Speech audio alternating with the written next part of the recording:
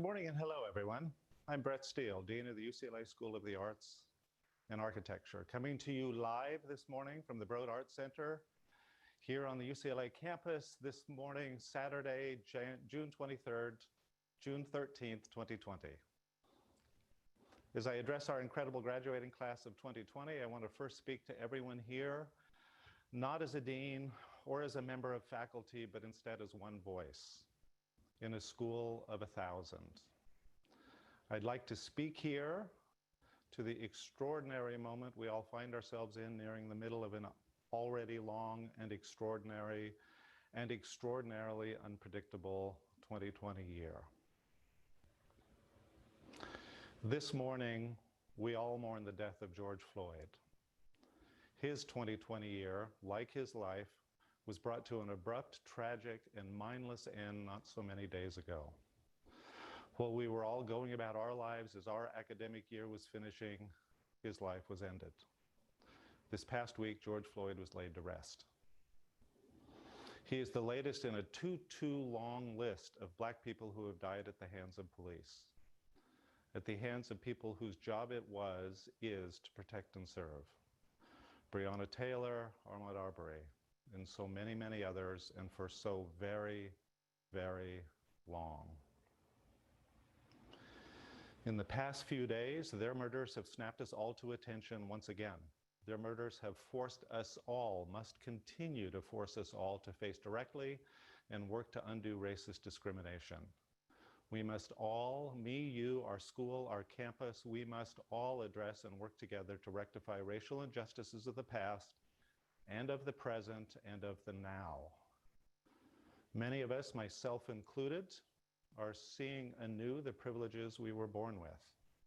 Dismantling systems of oppression so easily understood in relationship to privilege of all kinds must be at the core of our discussions as well as our actions, in seminar rooms and studios, in school buildings and their performance halls, galleries, workshops, and rehearsal spaces, no less than their hallways and offices and platforms. We must do this work in institutions, professions, and industries of all kinds, including most especially those industries people too easily, too casually, and too routinely call creative. This is the work ahead for all of us in our many and varied careers, in lives that must somehow and together find a way to not only move, but as our graduates do here today, to move forward.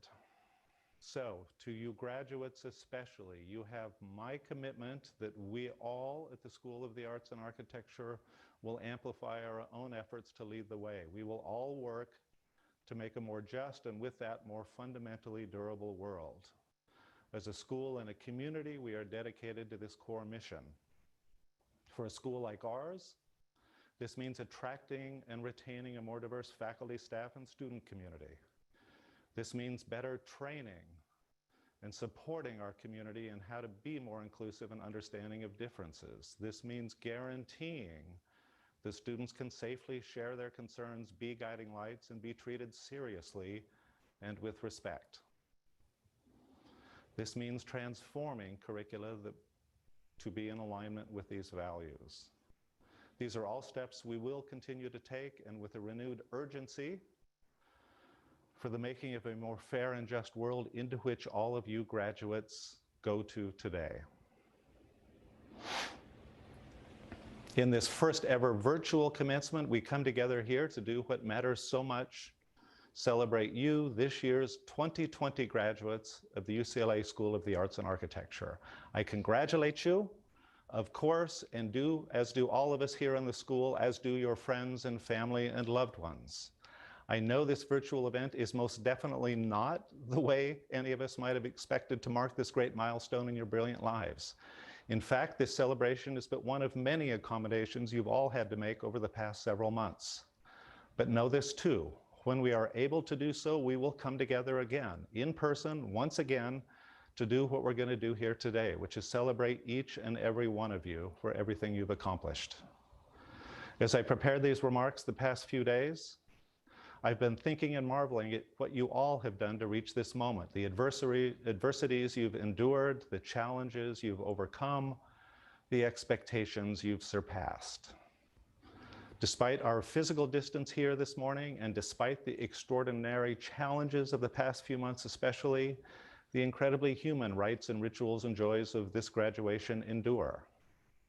On a commencement day like today, there is always a mixture of emotions: relief, joy, sadness, exhilaration, trepidation, even anticipation. Undoubtedly, all of these and so many other emotions are here and now, maybe even more so this year, in an event where our shared emotions are as much what connect us as are the interfaces and devices through which these words are being shared this morning. In the past few days, in thinking about you graduates, I've been thinking about not just you, but your power, and something even greater, the power of the one to the many. Yes, there is most certainly the frightening power of a current global pandemic, a pandemic that has revealed the capacity of one infection to grow many times over and in that way display inequities otherwise too often and easily ignored. In recent days, we have also, however, witnessed the collective power of one voice joined in the street by millions of others, demanding change and accountability. Regardless of your passions or your politics, as artists and creators and makers and thinkers and organizers and scholars, you are the ones who have already connected with so many and in so many important ways. Through one artistic voice, through one creative act, giving expression to and for so many others, and so many ideas, experiences, and moments. It's in this way that this truly is your moment and this is your power. So on the last shared day together, let's remember this day this way and with this question. What better time to welcome this class of graduates into the world than this moment in 2020, when both that world and this time need you all more than ever. It's undeniable that this class of 2020 is a graduating class for the ages, and most definitely one totally unlike any other graduating class of UCLA's first 100 years. You're unique not just for having completed your studies and programs and degrees, but as well for the extraordinary urgency, tenacity, and resilience with which you've pursued your work and learning while advocating for that of so many others. For this, we applaud, we celebrate, and we honor you here today. Thank you so much. Artists and makers, designers and scholars, performers and activists, architects and organizers, each and every one of you. We know the challenges you face. We also know this: what you can do. Don't just continue to help make us all make sense of the world around us. Do continue, as is the case already, to help imagine and not only make our world a world more just for those far away and not only near, and for those many and not only one. Whatever forms each and every one of your creative lives and actions take, please, please continue to help us all. Through your gifts and talent and good fortune and determination, help us all see the world through your eyes, and so in ways none of us could have otherwise seen without you. So, and on behalf of everyone here in the school, this year especially, near and far, we all thank you and congratulate you, this year's 2020 Centennial Graduating Class of the UCLA School of the Arts and Architecture. Thank you.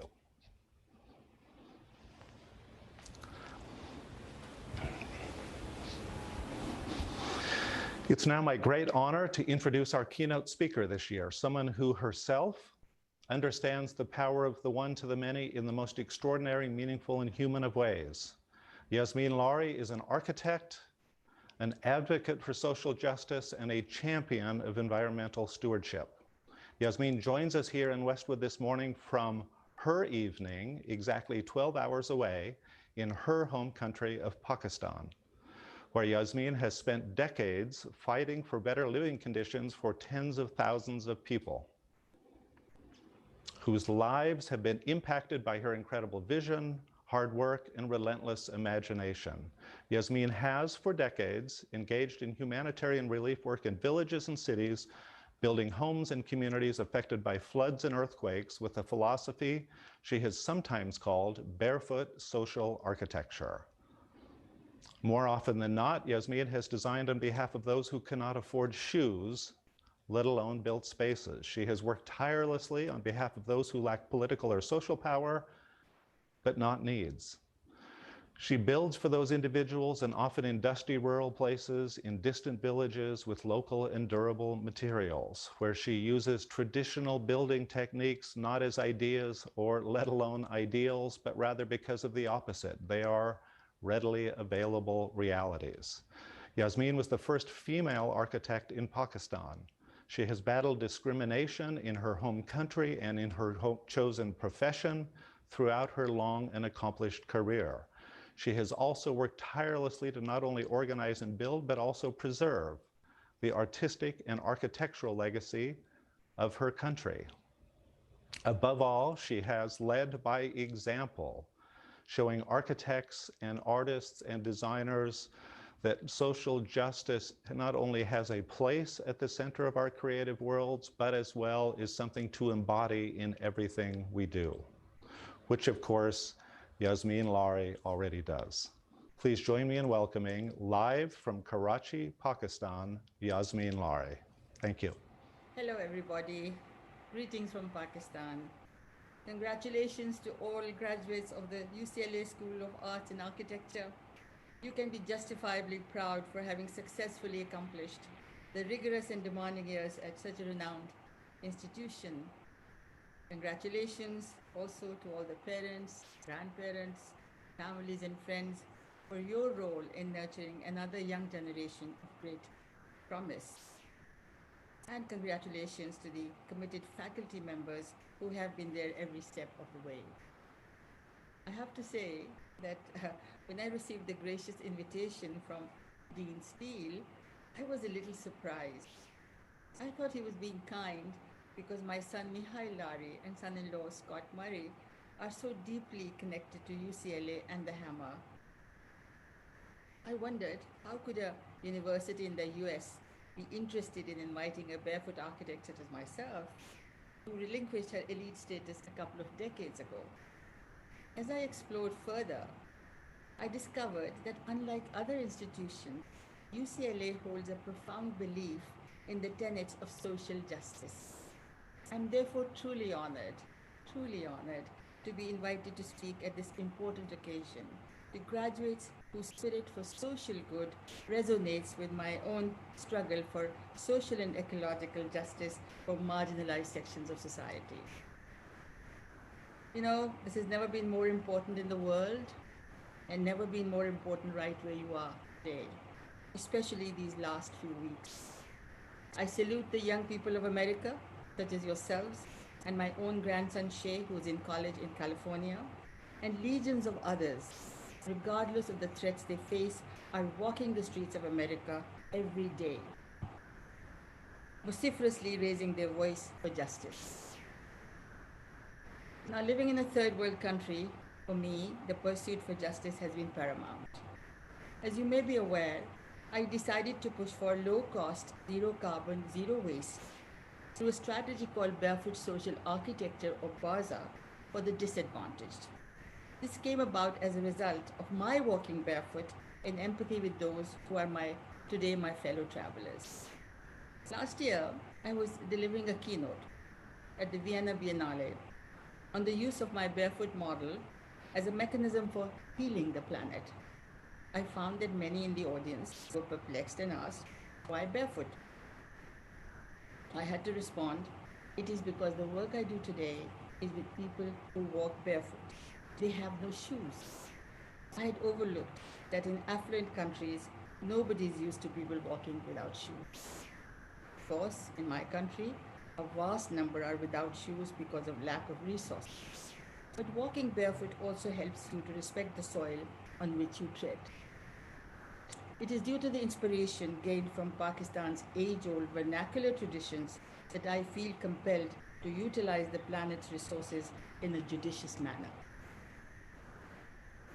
Now, for several years now, I have watched with growing dismay the damage being caused to the Earth's ecosystem due to wasteful and highly consumptive ways of living and building. As the recommendations of the Brundtland Commission of 1987 for sustainable development continues to be ignored. Even as French economist Thomas Piketty presented irrefutable attestation of rising inequalities due to the accumulation of wealth by only 1%, I am distressed at the condition of the others, a large number of whom we know suffer from deprivations of the highest order. I watched Al Gore's undeniable evidence regarding global warming and climate change, with recurring calamities of earthquakes, floods, and tsunamis.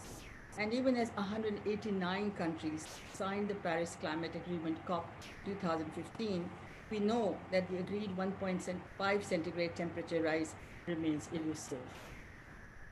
I was proud when Pakistan's Nobel laureate, young Malala Yousafzai, who just graduated from Oxford, campaigned for education and not leaving girls behind.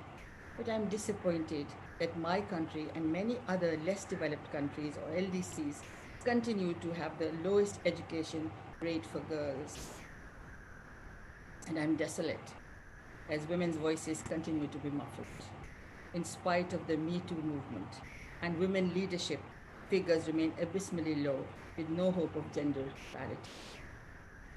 I remembered Dr. Martin Luther King's dream for equality and justice, and Nelson Mandela's victory in dismantling apartheid, and Barack Obama elected twice a black president, but distraught to realize that some people will never be as equal as others.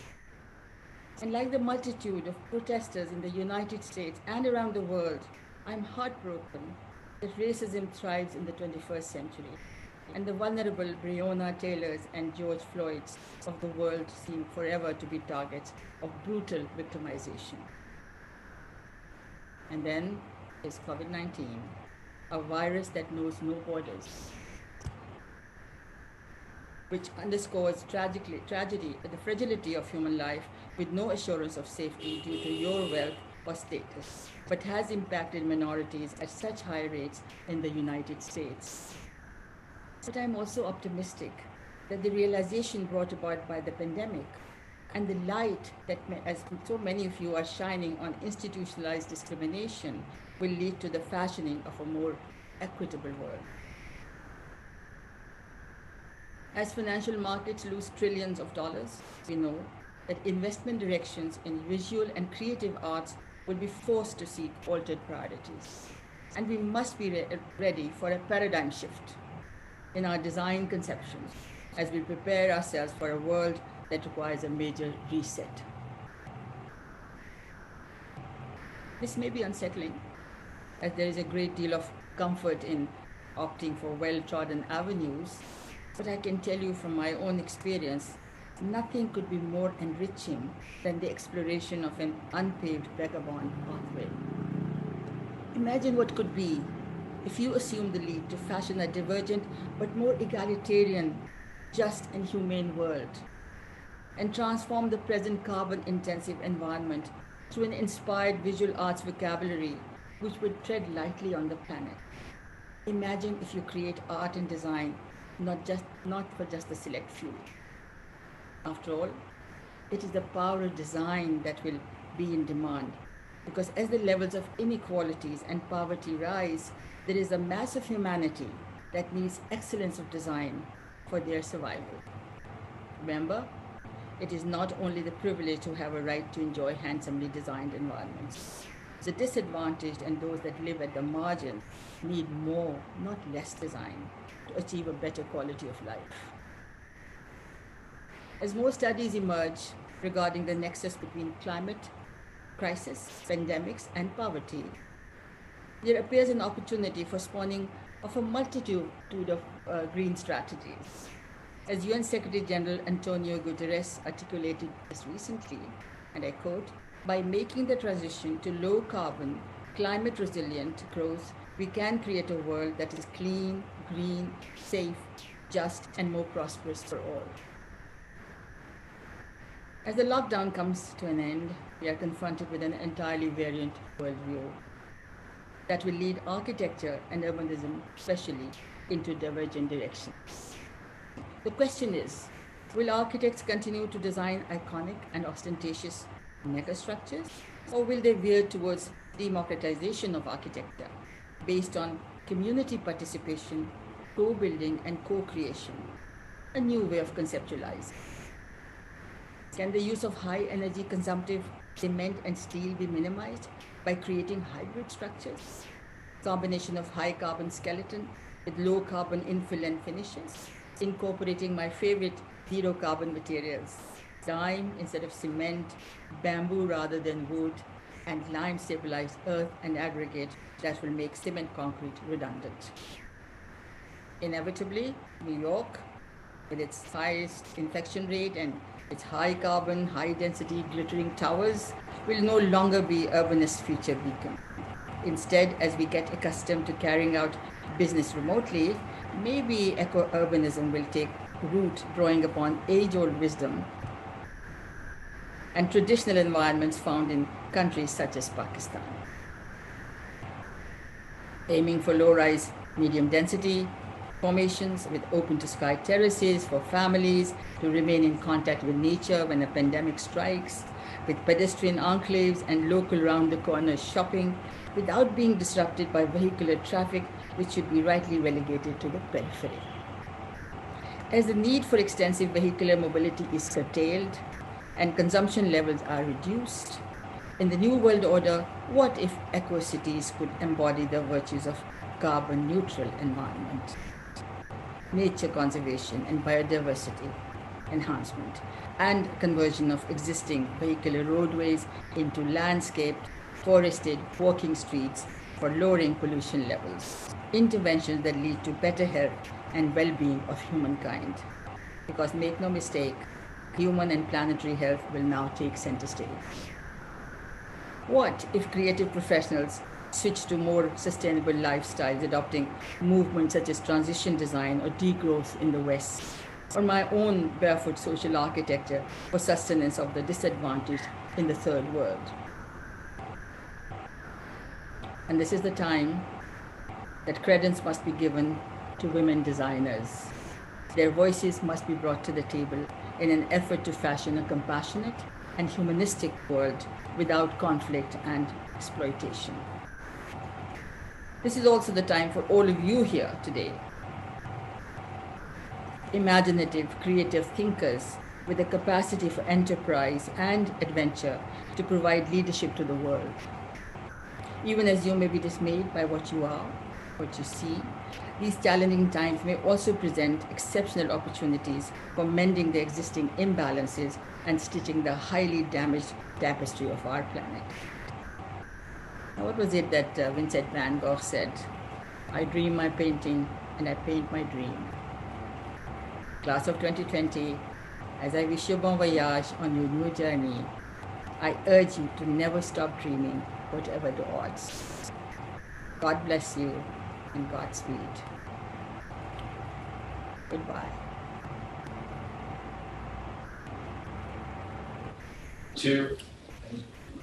Yasmin, thank you so much, so much for your words, for your deeds, for your passion, for your call to action, and mostly for joining us here today and sharing your words with our graduates. Thank you, thank you.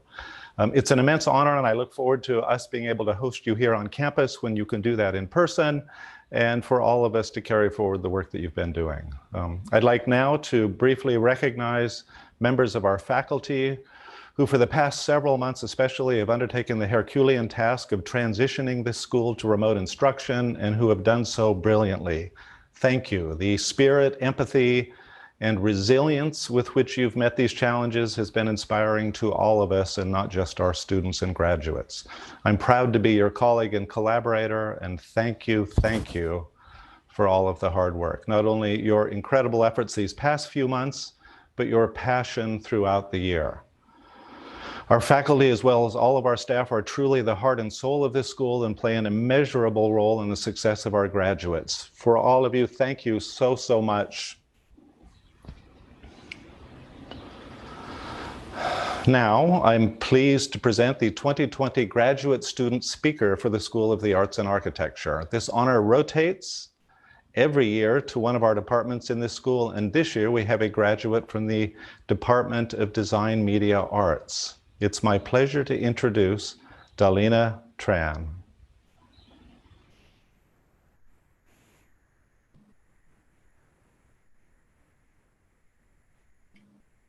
Thank you all who are tuning in today. Thank you to our professors, faculty, and staff at the UCLA School of Arts and Architecture for giving me this moment to speak on your behalf. And congratulations to the graduating class of 2020 on your perseverance and your hard work as you made it here today. Now we are free to roam this precarious world. Let's not pretend that everything is normal. I would actually suggest that normal is a state we should actively be resisting right now.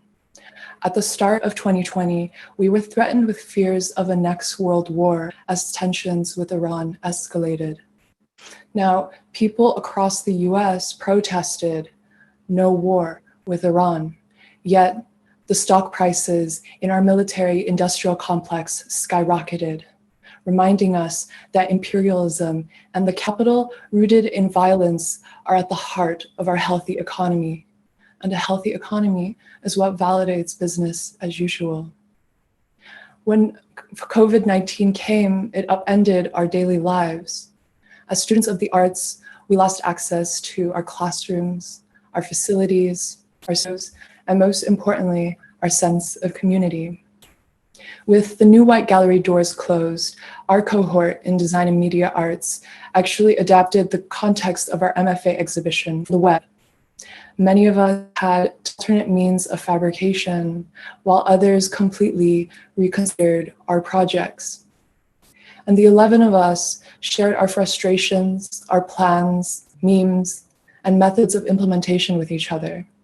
What I found insightful as we struggled to put it all together were our efforts at intimacy, even in separation. While our communities adapted to new forms of proximity, we also realized we are anything but alone. If anything, we are cognizant of the same narrative because we are all living it, even if disproportionately. When rent is due and our bodies are at risk of illness or death, but also our only sources of survival, there is an urgent clamor in our chests for change. Reflecting on the body's fragility forces us to stop and really reevaluate our priorities and the system that normalizes those priorities. Time for the affluent, at least the concern of time for the affluent white class, stretches out into decades as the status quo maintains their power. The gears grinding business as usual will make Amazon's CEO the first trillionaire in just 6 years. On the other hand, for those who are neglected or systematically targeted, time shrinks to months or days. In the case of George Floyd, it was exactly 8 minutes and 46 seconds. In recent weeks, Black Lives Matter protests have demanded justice for the murders of George Floyd, Breonna Taylor, Ahmaud Arbery, and many others, and the list today continues to grow. The fight against systemic racism and police brutality were met with increased police brutality. And still, people consistently take to the streets in all 50 states. What could explain this unprecedented moment? Why now? Could it be the banality of evil seen on Officer Derek Chauvin's face, so calm while he kneeled on George Floyd's neck, ignoring his pleas for help? Could it be that we have had enough with a system that quickly deploys violence, but is reluctant when it comes to care? Black feminist poet Audre Lorde says, "Within each of us, there is some piece of humanness that knows we are not being served by the machine which orchestrates crisis after crisis and is grinding all of our futures into dust. Our interests are not being served by the systems we support." Each of us has accomplished so much to be here today, and still the future may seem uncertain. As artists, our ability to survive in our profession was always the negotiation of how much we could or should exploit our craft, our knowledge, our practices to contribute as productive members of society. And as the graduating class of 2020, these times of uncertainty are occurring, and also, yes, it is a blessing. a moment to bring considerable change around us. What better time has there been than now?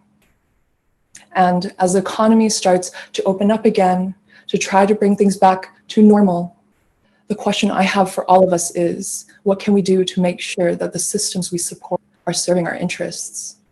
What will we do to break down the normalcy that upholds violence, greed, and exhaustion around our bodies and our communities?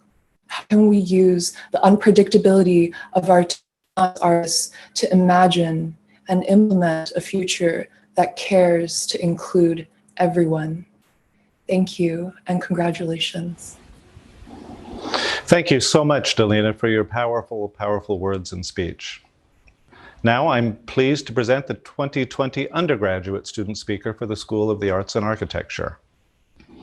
As with our graduate student speaker, this honor rotates each year to one of the departments in our school. This year, our speaker has been selected by the Department of World Arts and Culture's Dance. Please welcome Isabella Danyanica. Hello, I hope your day is off to a lovely start, a sweet midpoint, or a joyous end, depending on where you are. I am honored to be speaking today, and even more honored to have spent the past 4 years at this university alongside each of you. Honestly, I have rewritten this speech about 4 times in the past 2 weeks, because every day there seems to be another moment that deserves our reflection and our action. On this day, as we celebrate our accomplishments in learning, I would like to talk about love.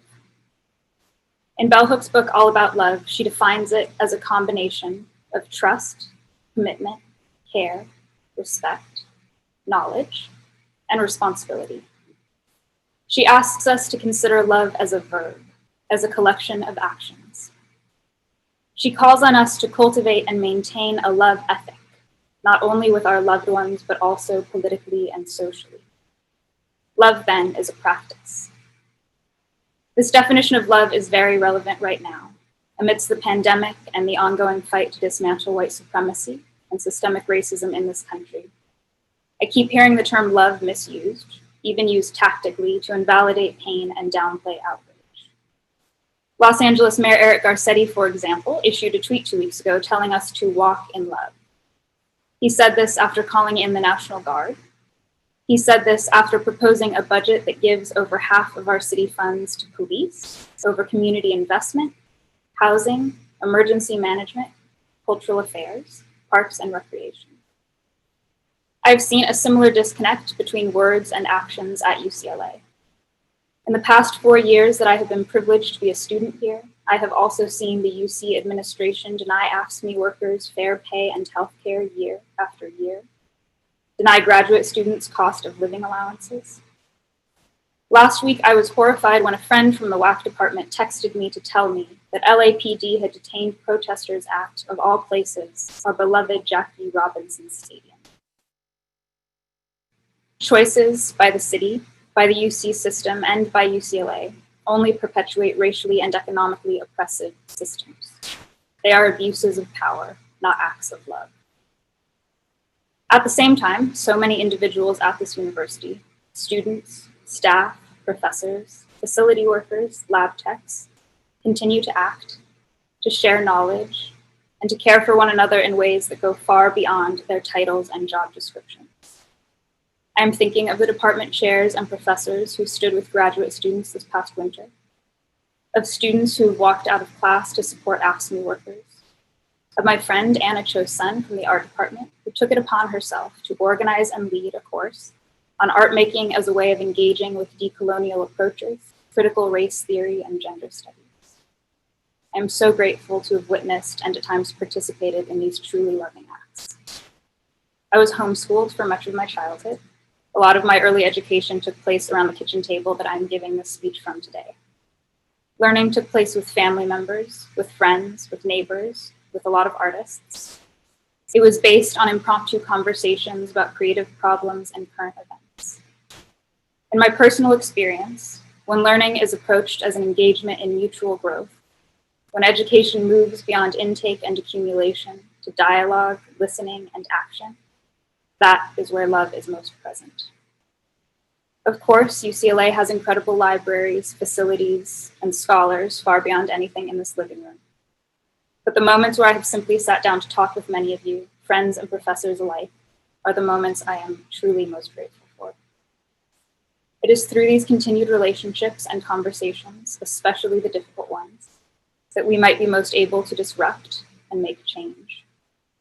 We need to continue to use these relationships and the resources we have been privileged to access as tools to actively recognize and resist, uproot, and dismantle systems of inequity and oppression.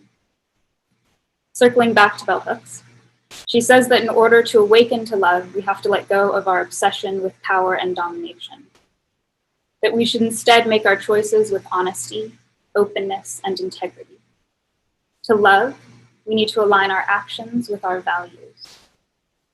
So, as we celebrate our graduation in the midst of what may feel like perpetual chaos, I hope that each of us takes the time to evaluate our practice of active, willful, disruptive love. Thank you and congratulations. Isabella, thank you so much and for returning our attention and focusing on making a connection between words and action. Thank you. Thank you. Each year, an undergraduate student from each of our majors in the School of the Arts and Architecture is chosen based on their academic record to serve as a Chancellor's Marshal at our school's commencement ceremony. The Chancellor's Marshal is an honorary designation, and our marshals normally help with the logistics of our commencement event by leading the procession of students and faculty into and out of the ceremony site. We want to take a moment here to recognize our 5 Chancellor's Marshals from the class of 2020 for their distinguished scholastic achievements. From the Department of Architecture and Urban Design, Amber Zhang. From the Department of Art, Ariel Clara Steinbach. From the Department of Design Media Arts, Wamin Tina Wen. From the dance major within the Department of World Arts and Cultures Dance, Sabina Lee Schaefer. And from the World Arts and Cultures major within the Department of World Arts and Cultures Dance, Isabella Dunyanica. Graduates, before we disperse into our separate departmental sessions where your degree will be conferred today and where, I am sure much more celebration is in store, I want to offer my hearty congratulations and best wishes for your future endeavors. I so look forward to keeping in touch. We all do here at school as you move forward and as you move us forward into the future. I would be remiss if we did not take a moment to acknowledge and thank the parents, grandparents, brothers, sisters, spouses, partners, children, friends, all of our graduates who have worked so hard and sacrificed so much to make today possible. Thank you. From wherever you are joining us today across the city and indeed the entire world, we thank and applaud you for your support and encouragement. Thank you. Before we move on to a performance of the UCLA Alma Mater, I want to remind you to make sure you know where to go next. Graduates, faculty, and staff, you will stay right where you are. Family and friends who are not already watching the ceremony from your student's departmental YouTube stream, at the conclusion of the UCLA Alma Mater, please make sure to follow the link for your student's departmental celebration, which you can find listed on our commencement website at commencement.arts.ucla.edu. And now, please enjoy the UCLA Alma Mater performed this year by Angel Riley, Masters in Music candidate in voice at UCLA, class of 2020. Thank you. Hail to the hills of Westwood, to the mighty sea below. Hail to our alma mater, she will conquer every foe, for we're loyal to the Southland, her honor will uphold. We'll gladly give our hearts to thee,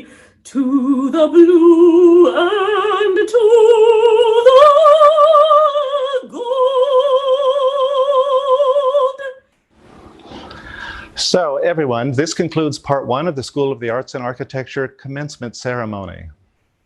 I wish you all the very best and look forward to staying in touch in the days, months, and years ahead. Thank you all so much for coming. Congratulations, graduates.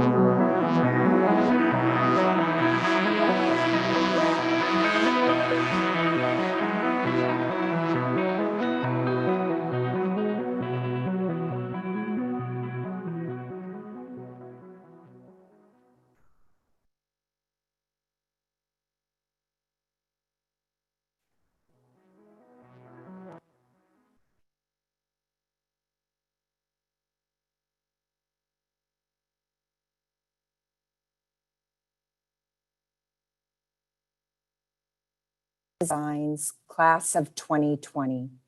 Let's take a moment to cheer and celebrate with our friends, families, and one another.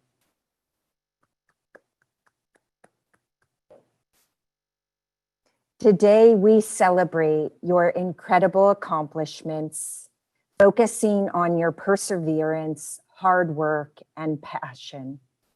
I'm deeply impressed with the character, resilience, scholarship, and extraordinary talents of the students who are graduating today.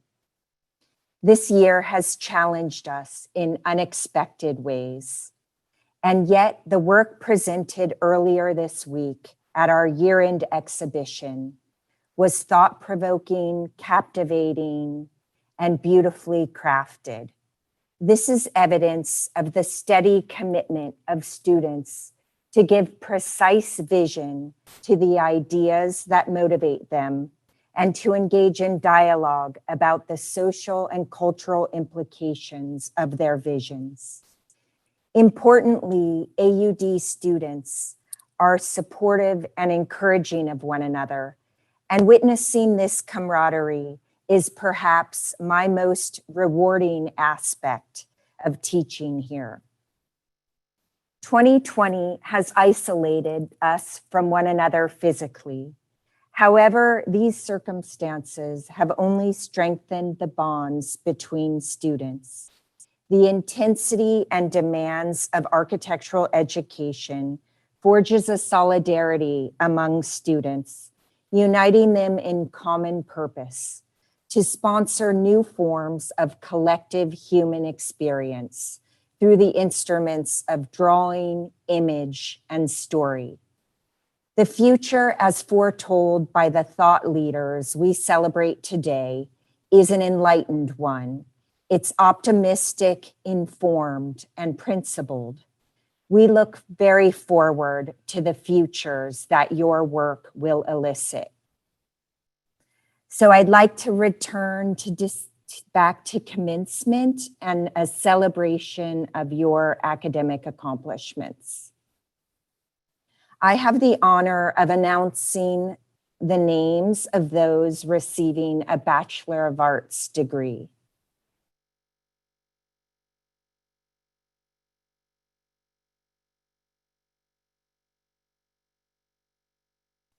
Nayeli Almaguer Rodriguez. Stein Cuevas. Anna Catherine Davenport. Nicole Yael Kashfian. Joshua Hendrick Kramer. Jose Andres Lopez. Chiara Knoppenberger.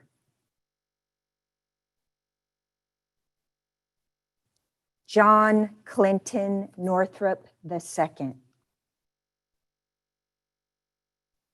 Jessica Ramani. Farida Saleh.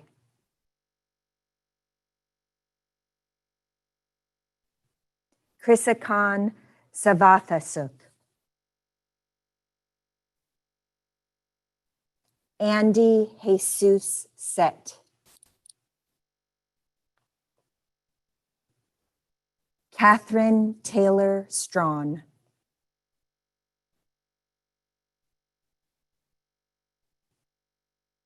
Sabrina Ann Tanawitjaja. Mishika Watanabe. Camila Weiss.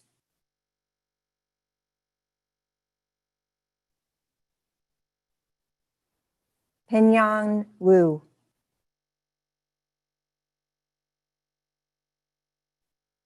Tang Yao Wu. Shiyun Calvin Yo. Amber Zing.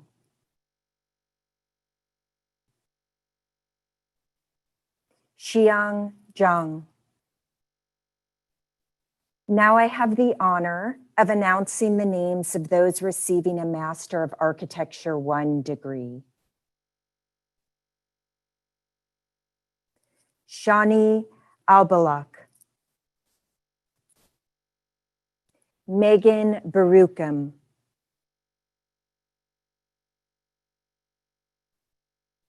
Christiana Bergi.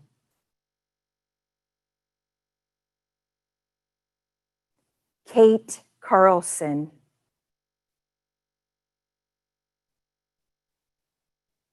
Jaiting Shuang,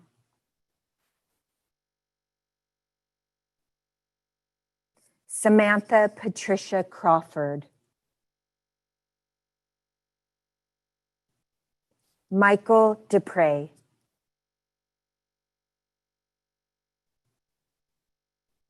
Zihao Ding,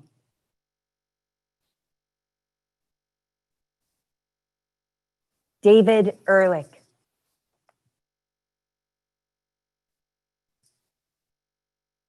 Kate Francesca Gansito, Sarah Grieve,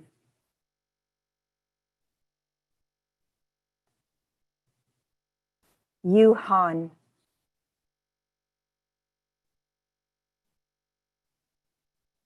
Sami Numan Hassan,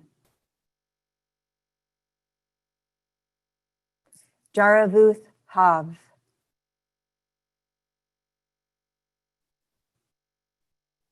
Hiroshi Ryan Holloway, Hideo Kamida,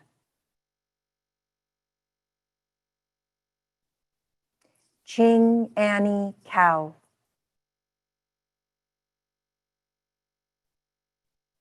Martha Criley,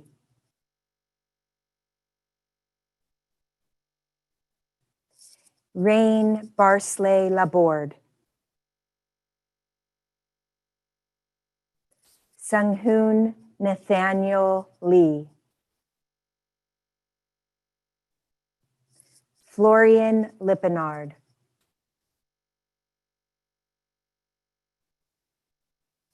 Philip Lee,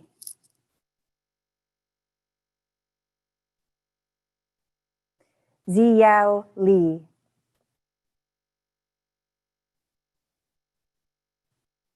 Jean Lin,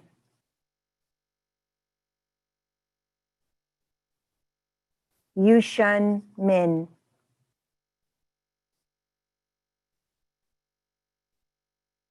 Kyung Yoon Park,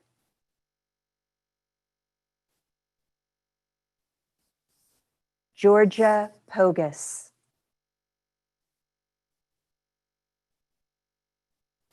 Jacob Alexander Sertich, Yuji Shi,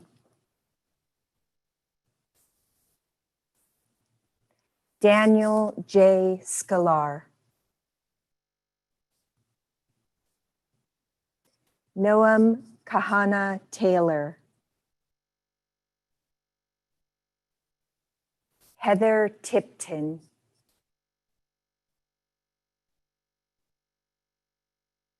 David Eduardo Vasquez,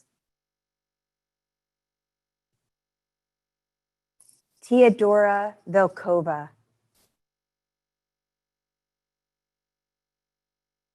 Jiaji Wang,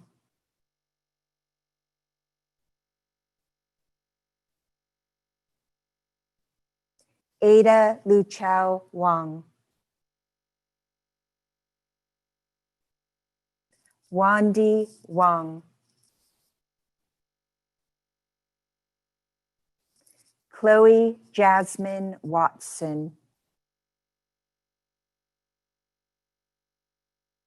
Diang Yu,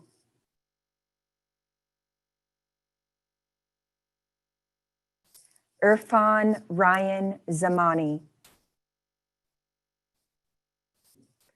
Ni Zhang,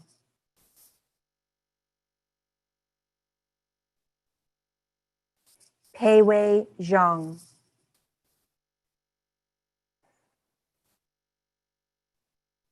Yifan Zhang. Now I have the honor of announcing the names of those receiving a Master of Architecture 2 degree.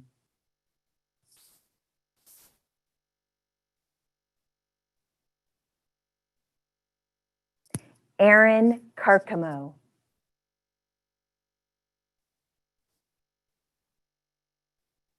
Roy Yang Chen,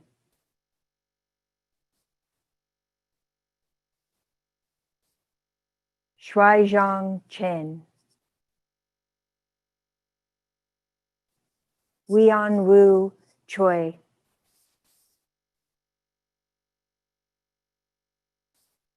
Win Han Dong,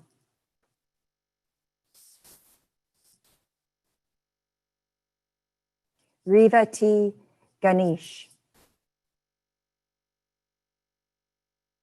Luis Diego Garcia, Siran Gua,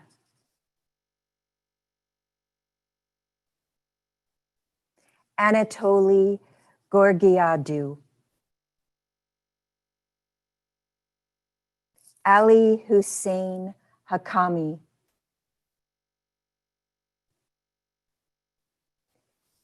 Yushwin Ha, Xingyi Huang, Dipinti Kapoor,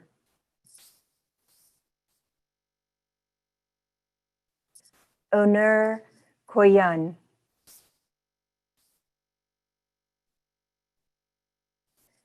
Sangmi Lee, Lasan Lee,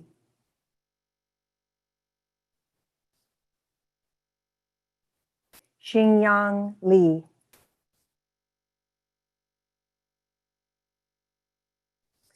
Weilin Liu,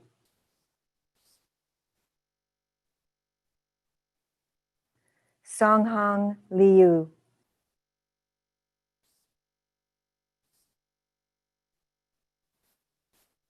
Jiashan Liu, Shilong,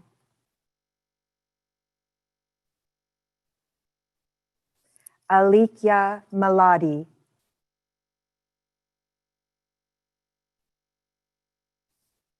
Yewan Min,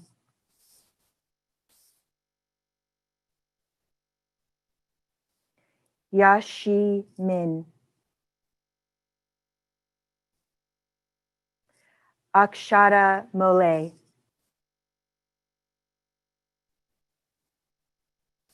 Najin Nayiri,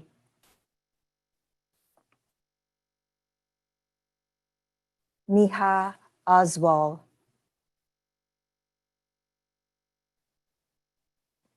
Shansu Oyang, Shervin Pegambari,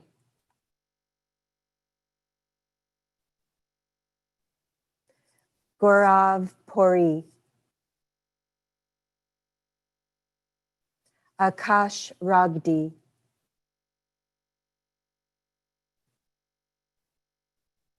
Aishwarya Rajashakar, Gestamani Rumpani,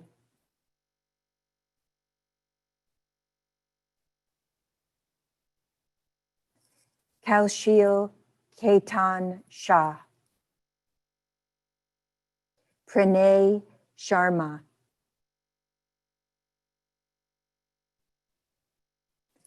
Rushi Singh Gani,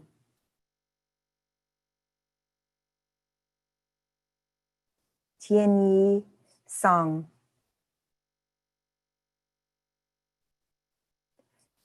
Nanzi Zhu,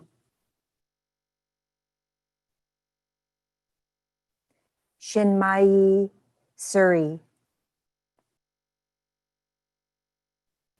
Arim Wijish,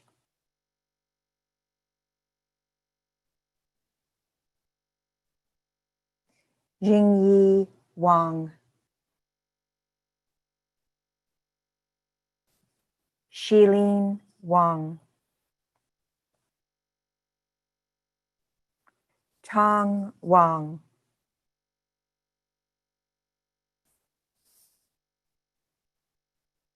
Sheree Wang, Siran Wang,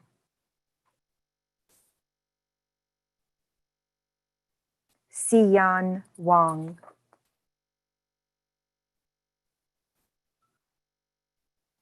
Jifeng Wu,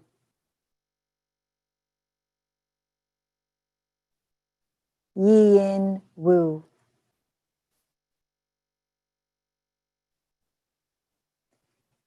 Dingkai Sheng,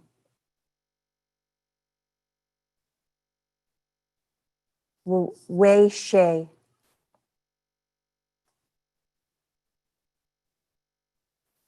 Su Yuan Shu, Liang Yang,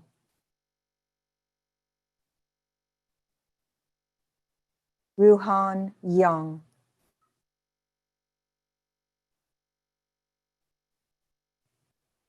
Yanrong Yang, Sihang Zin,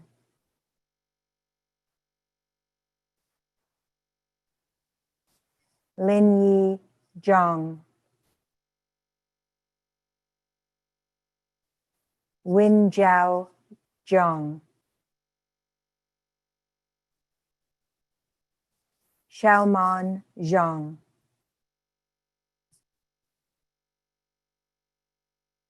Yushuan Zhang,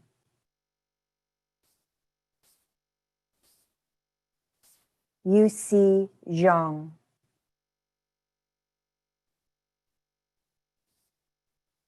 Shui Zhao,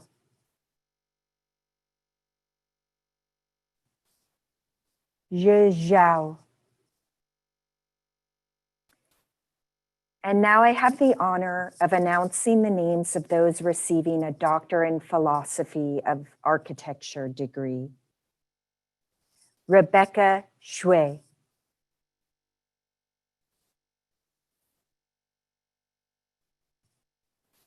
So now I'm pleased to welcome back Dean Brett Steele, who will officially confer the student degrees.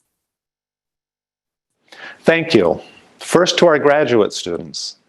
By virtue of the authority vested in me by the Regents of the University of California, I hereby confer upon each of you the respective master's degree for which you have been presented, with all the rights and privileges pertaining thereto.